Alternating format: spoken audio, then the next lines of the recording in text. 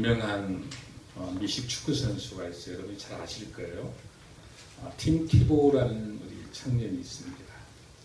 이 청년은 필리핀 선교사의 5남매 중 막내로 태어난 청년입니다. 아버지 어머니가 선교사였어요. 당시 어머니가 아미바성 감염에 의해 가지고 어머니의 목숨이 굉장히 위태로웠습니다. 그래서 병원에서 의사가 이 애를 낳으면 안 된다, 낙태를 해야 된다 하고 했습니다. 산모가 위험하기 때문에. 그러나 이 팀티보의 어머니는 기도했습니다. 하나님 주신 선물인데 제가 낙태하지 않고 약을 먹지 않아도 주님께서 선물로 주실 줄로 믿습니다 라고 그 기도하는 가운데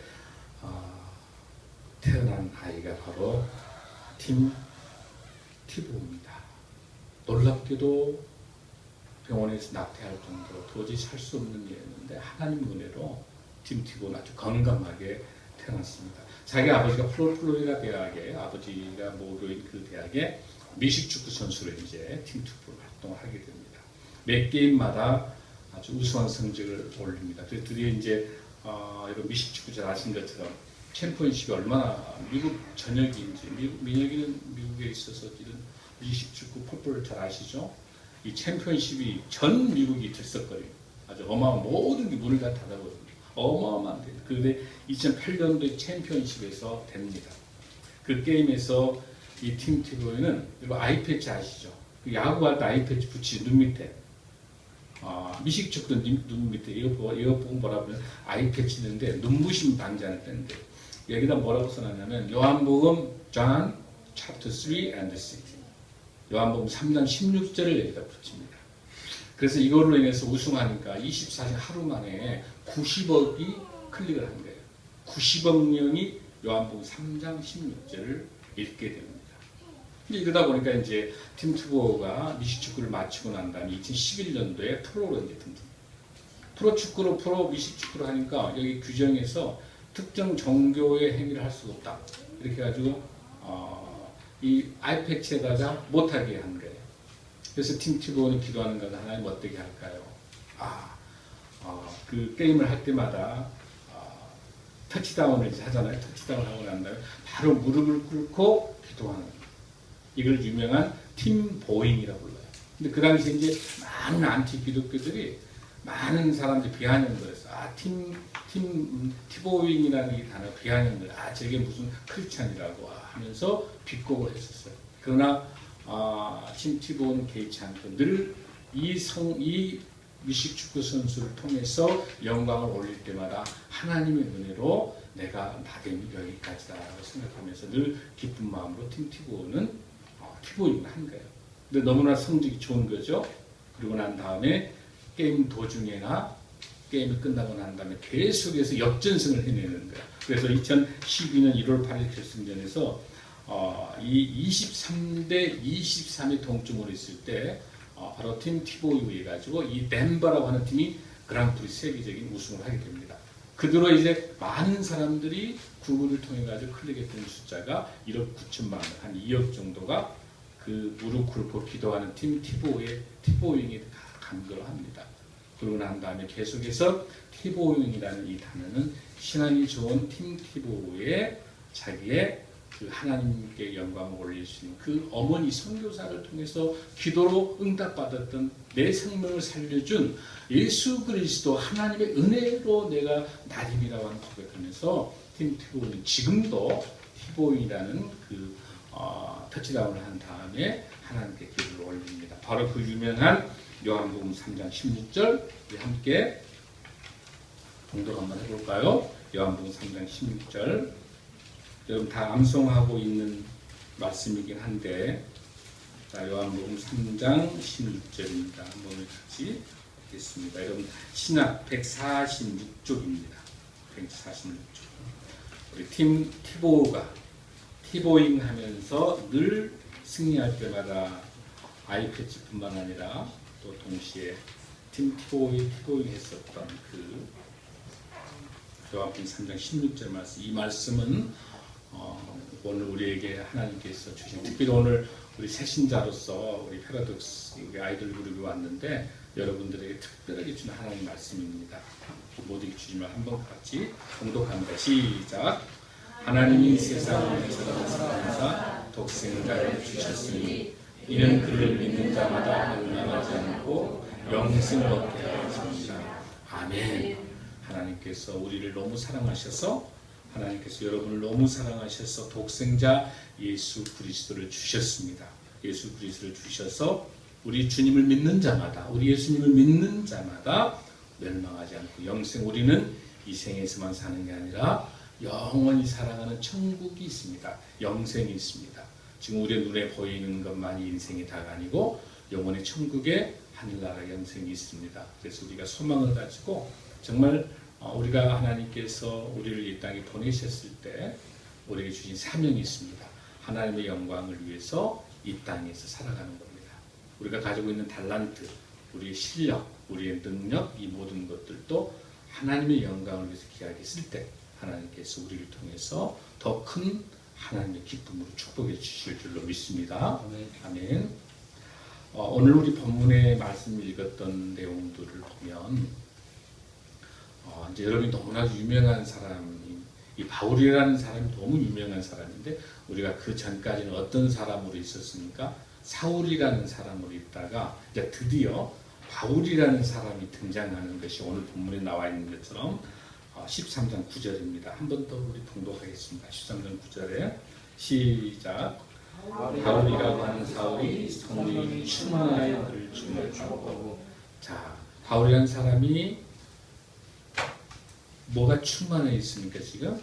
성령 충만. 그러니까 이 사도행전의 전체적인 말씀은 성령이 충만하다고 하는 거. 이게 너무 중요한 주제가 되는 것이죠. 성령 충만. 그러나 이 주목하게 된 배경이 뭐냐면 여러분 사울이 수리아 안디옥이라는 주보 한번 볼까요? 주보 이거 한번 뒤에 봐.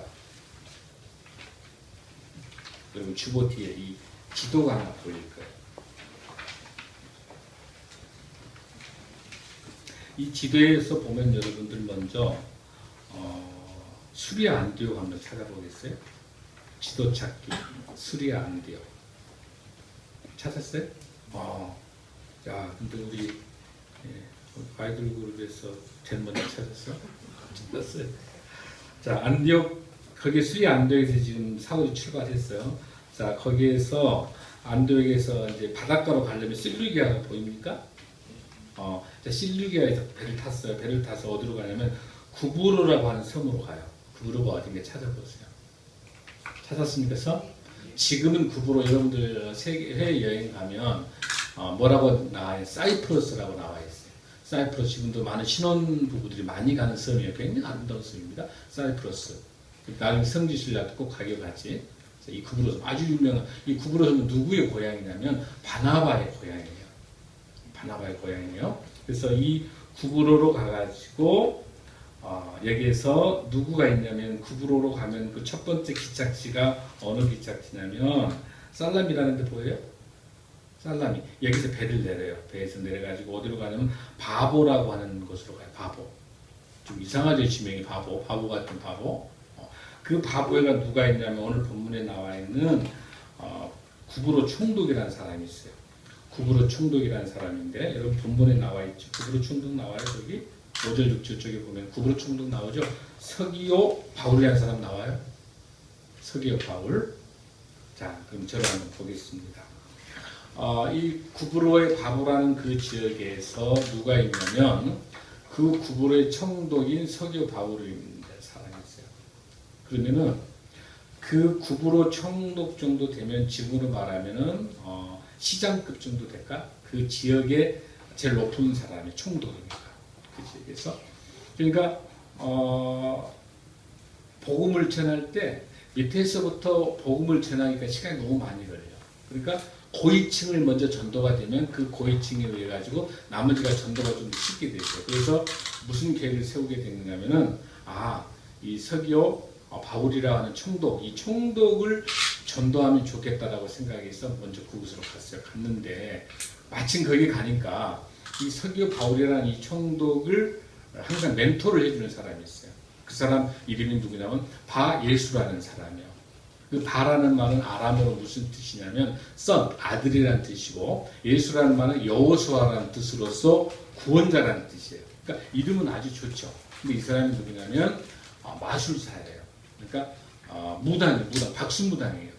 이 무당에게 점을 치면서 이 총독이 늘 이번에 어떻게 할까 저렇게 할까 멘토링을 받았던 건데 어느 날 누가 나타나는 거야. 바나바와 이제 사울이 나타나가지고 이야기를 합니다. 근데 이제 서기오 총독은 굉장히 지혜로운 사람이기 때문에 예사롭지 않는 거예요. 이 사울과 바나바라는 사람이 예사롭지 않아. 똑똑하게 생긴. 그래서 복음을 전하려고 하니까 누가 반대하냐면 여기 나타나는 박수무당인 바예수가 반대하니까 서기오 바울은 아니야. 바나바하고 바울을 오라고 그럽니다. 오라기가 사울 오라기에서 당신이 말하는 하나님의 말씀 좀 들어보자라고 이야기합니다. 그러니까 누가 방해를 한다고 그랬었지 아까? 박수무당이 지금 마술사가 방해를 하는데요. 근데 그거를 총독은 그 지혜가 있으니까 예사롭지 않는 사람이라 해서 설명을 이제 듣게 되는 거죠. 그랬더니 드디어 이제 그 상황에서 사울이 이제는 여기 있는 사람들이 다 헬라인이니까 이름이 뭘로 바꿔지면서 바울이라는 이름으로 바꿔지면서 설교를 이제 들어가는 거예요. 그러면서 뭐라고 하는 바울이라고 하는 사울이 성령이 충만하여 바로 그를 주목하고 여기서 그가 누굴까? 그가 누굴까요, 여러분? 그렇죠. 서기오 바울이죠. 그 누구예요? 총독. 한 번 더 생각하면 좋겠는데 그 10절을 읽어보면 우리 알 수 있어요. 한 번 더 10절 읽어보면 그가 누군지 알 수 있어요. 시작. 이때 모든 거짓과 악행이 가득한 자요 마귀의 자식이요 모든 이 원수요 주의 바른 길을 굳게 하기를 그치지 아니하게. 이렇게 엄청나게 독서를 하는 걸 보니까 그가 누굴까? 응? 그렇죠. 누구예요? 바예수, 마술사, 박수무당이 이 서기오 바울 총독이 복음을 전하려고 막으려고 하니까 사도 바울이 이제 강하게 외치면서 왜 외칠 수 있을까? 성령 충만하니까. 성령 충만한 사람에는 뭐가 있을 수 있어요? 권능이 있잖아요. 권능이 있으니까 담대하게. 사실 이 마술사는요 지금까지 바울이 나타나기 전까지는 어마어마한 실력자예요. 감히 이 사람에게 도전하게 되면 집안에 부정타지 않을까? 내 사업이 망하지 않을까? 불안하잖아요. 도박을 박수무당에게 가지고 점을 쳤기 때문에. 그렇지 않겠어요, 여러분들? 이 사람을 거역하게 되면 겁나는 이야기예요. 사실 그 당시 풍습으로 볼 때는. 그러나 성령이 충만하기 때문에 누가? 사도 바울은 강하게 누구에게? 바예수에게, 마술사에게, 박수무당에게 외칠 수 있어요. 그 모든 거짓과 악행이 가득한 자예요. 당신은 마귀의 자식이요. 그리고 왜 하나님의 주의 바른 길을 굳게 하는데 그거를 당신 막느냐 하면서 담대하게 외치는 자. 그걸 보고 난 다음에 놀라운 사건이 발생합니다. 11절에 보면은 주의 손이 내 위에 있으니 내가 맹인이 되어 눈을 얼마 동안 해를 보지 못한다. 엄청나. 자, 이제 바울 선교사의 수준이 성령 충만하기 때문에 바로 그 바예수 마술사에게 명령합니다. 너는 어떤가? 눈을 뜨지 못하리라. 그때 즉시 맹인이 되거든. 하나님을 거역하게 되면 바로 이렇게 맹인으로 바로 눈을 못 뜨게 만들어버려요. 잠시 동안. 자, 이제 총독을 보니까 이 총독이 보니까 바울이 눈을 감겨버리고 맹인이 되게 만든 다음에 눈을 못 뜨게 해버린 걸 보는 거 깜짝 놀라면서 누구하고 비교하는 거야 이제. 마술사 이 박수무당인 바예수의 행위보다도 누가? 사도 바울이 훨씬 더 위대하잖아. 총독, 서기오 바울 총독 앞에서 눈을 감겨버리니까. 누구를? 그 박수무당을. 눈을 감겨버리니까 박수무당보다도 누가? 바울이 믿는 하나님 예수님이 훨씬 더 위대한 것을 누가? 총독이 보고 나도 그 예수님 믿겠다는 거야. 바로 무릎 꿇습니다. 바로 무릎 꿇으면서 총독이 12절에 뭐라 하면 총독이 그렇게 된 것으로. 그렇게 된단 말은 뭐예요? 그 누가? 바예수가 맹인이 되어버리는 것. 박수무당이 맹인이 되어버리는 걸 보고 믿으며 주의 가르치심을 놀랍게 여깁니다. 아멘. 우리 선교지에는 이런 놀라운 하나님의 기적이 종종 필요합니다. 워낙 믿지 않으니까. 예수님의 기적이 나타나는 것. 그래서 베트남 선교를 통해서 하나님께서 베트남에 수많은 기적을 만들어내는 거죠. 여러분 잘 알다시피 베트남을 드러내놓고 신앙생활 기도할 수가 없는 것이에요. 많은 선교사들이 추방당하고 있는 것이죠. 그러니까 선교사들이 선교사라고 밝히지 못하고 다른 직업을 가지고 나타내겠죠. 여러분 베트남 갔다 오셨죠? 베트남 갔다 오셨는데 그러나 베트남이 지금 계속해서 여러분 어떤지 경제적으로 6%, 8% 성장하고 있는 베트남이 복음화가 되게 되면 그 근처에 있는 미얀마, 태국이라든지 그 근처에 연결되는 수많은 라오스라는 이런 나라가 앞으로 베트남을 담고 싶어 하기 때문에 굉장히 중요한 베트남은 영적 거점 지역입니다. 지금 이 시대에 우리도 성령 충만해서 내가 정치 영역으로서 내가 비즈니스로 내가 음악을 통해서 나의 뷰티를 통해서 나의 사회복지를 통해서 여러 가지의 그런 달란트를 통해서 베트남을 섬길 수 있는 그 영역 바로 바울같이 이런 영역을 가지고 베트남을 품고 그곳에서 선교사의 사명을 잘 감당할 수 있는 우리 모두가 되기를 간절히 소원합니다. 아멘. 그래서 바울과 함께 동행하는 사람들이 이제 점점점 늘어나서 나중에 드디어 사도 바울이 이제 설교를 하게 되는 거죠. 자, 설교하게 되면서 우리 아까 봉독했던 말씀 한번 우리 볼까요, 여러분들? 자, 아까 우리 봉독했던 사도행전 13장 21절 한번 보겠습니다. 21절부터 23절인데 23절 봅니다. 시작. 하나님이 약속하신 대로 이 사람을 부르면서 이스라엘을 위하여 구주를 세우셨으니 예수가 아멘. 사실 본문의 13절에도 보면은 이 아까 바보라고 하는 그 지역에서 보가로 가서 그 지역에서 비시대 안디옥을 통해서 진행을 하는데 거기 이제 회당에 들어가서 보면 저를 볼까요? 그 회당에 들어가는 우리 중요한 거 하나 볼 수 있어요. 이 패턴이 굉장히 중요한 선교 패턴인데 제일 먼저 그 바닷가를 통해서 그 지역을 가게 되면 회당을 먼저 찾아가. 회당을 먼저 찾아가서 거기 가서 율법을 말씀을 선포해요. 사도 바울이 선포하게 되면 반드시 두 부류가 나타나. 하나는 그 복음을 받아들이는 사람이 나타나고 또 한 팀은 그 복음을 거부하는 유대인이 나타나요. 반드시. 그럼 다시 거부하는 사람에 의해 가지고 쫓겨나서 다른 지역으로 가게 돼. 또 그 지역 가서 회당에서 복음을 전하고 또 복음을 받아들인 사람이 있고 복음을 거부하는 사람 때문에 또 추방당하니까 또 다시 건너가.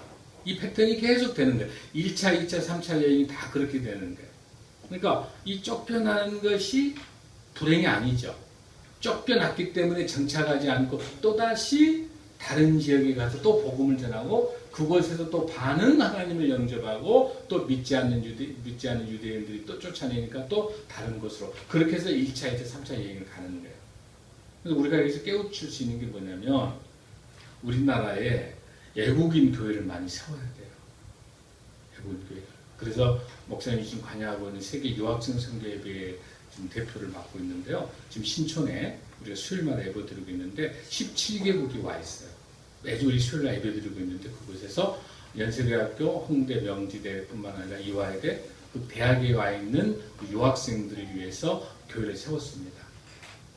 그곳에서 유학생들 예배를 그 친구들이 이슬람권도 있고요. 파키스탄, 방글라데시도 많고 요르단도 많고 이 친구들이 이슬람권인데도 와서 복음을 받아들여서 우리 한국에서 굉장히 수준 높은 교육을 받아서 그 나라로 돌아가게 되면 장관들, 차관들, 고위직들, 교수가 되고 비즈니스 전문가가 되기 때문에 이 사람들이 복음을 받아들여서 다시 그 나라로 갈 때 우리가 선교하는 것보다 훨씬 더 빠른 선교가 이루어지는 거죠.